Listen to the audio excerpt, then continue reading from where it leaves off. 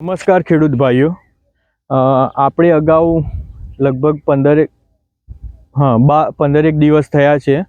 આપણે બધાએ એક વિડીયો જોયો હતો PMDSનો, આપણે ધરતી પર લીલી ચાદરનો, જેમાં આપણે 15 દિવસ પહેલાં આ જ ખેતરમાં આપણે ઘઉં લીધા પછી, મારી પાછળ તમે જોઈ રહ્યા છો જે ખેતરમાં ઘઉં લીધા પછી આપણે એમાં 12 કિલો જેવું બધું મિક્સ તેલીબિયા, કઠોળ, શાકભાજી, અનાજ, આવા બધા અલગ અલગ વસ્તુ ભેગી કરીને અને મિક્સ PMDS કરવામાં આવ્યું હતું. હાલ એપ્રિલ મહિનો ચાલી રહ્યો છે, તો અત્યારે અમે આ ખેતરમાં એવી લીલોતરી વાવી છે જેથી ધીમે ધીમે તૈયાર થશે અને ધરતી પર ચાદર થવાની છે. એ પહેલું વાવેતર કેવી રીતે કર્યું છે એનો જો વિડીયો જોવો હોય તો તમને ઉપર બતાવું છું, એ બટન ઉપર ક્લિક કરો, જેથી તમને ખબર પડશે કે આખી વાવવાની પદ્ધતિ શું હતી, કેવી રીતે વાવેતર કર્યું છે, એ બધો જ વિડીયો એમાંથી તમને જોવા મળી રહેશે. બીજી વાત છે કે તમે જુઓ અત્યારે ઉગીને તૈયાર થઈ ગયો. હું તમને અલગ અલગ બતાવું છું.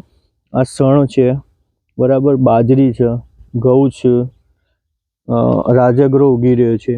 એમ અલગ અલગ તમે આખી મિક્સ જે ખરું એનું ઉગ્યું છે. બીજા પણ હું તમને બતાવું. મગ વાવ્યા છે, આમાં ચોળા વાવ્યા છે, અડદ છે, કઠોળ છે, બધા જ પ્રકારની વસ્તુ તમે એમાં જોઈ રહ્યા છો. આમાં મગ તૈયાર થઈ રહ્યા છે, તમે જુઓ, આ બધા મગ, બાજરી છે, જુવાર છે, ઘઉં છે,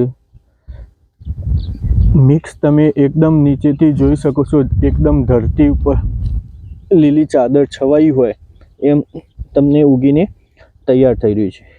અને આ ઘઉંવાળું ખેતર તમે આ જોઈ શકો છો. એક જ ખેડ કરાવી છે અને પાળિયા એમના એમ રવા દીધા છે.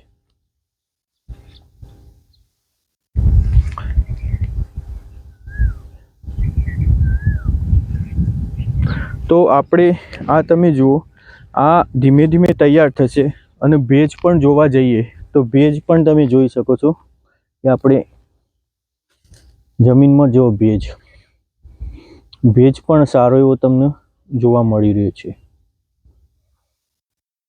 તો હજી જમીનમાં ભેજ છે જ, એટલે હાલ હજી 5 થી 7 દિવસ પછી આમાં પિયત આપવાનું આયોજન કરવું છે. તો આવી રીતે આપણે પણ આ કરવાનું કારણ શું હોય છે? એક તો જમીન ઉપર જ્યારે પણ આવી જો ચાદર છવાઈ જશે તો આખું ખરીફ અને રવિ સિઝનમાં જે સૂક્ષ્મજીવો, ઘન જીવામૃત, જેટલું પણ આપણે આપેલું છે એ બધું જ તૈયાર થશે અને સૂક્ષ્મજીવો એને સચવાઈ રહેશે.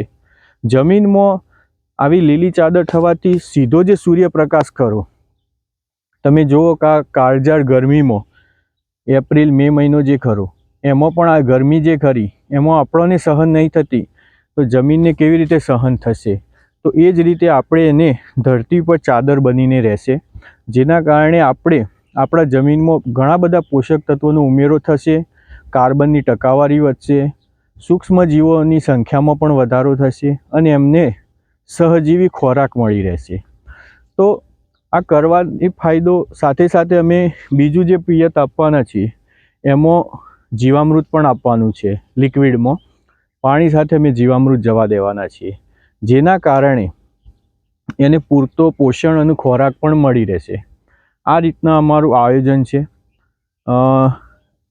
ખાસ ખેડૂતોને કહેવું કે કોઈ પણ વસ્તુ તમને મળે, અત્યારે જમીન ઉપર જે પ્રાકૃતિક ખેતીનો તમે પ્લોટ પસંદ કર્યો છે એ જમીન ઉપર ચોક્કસથી આવું PMDS એટલે પ્રી મોન્સૂન ડ્રાય સોઈંગ, વરસાદ પહેલાં કંઈક ના કંઈક એમાં વાવેતર કરી દો, જેથી જમીનને ન તપે અને સીધો જ ખોરાક આપણને મળી રહે.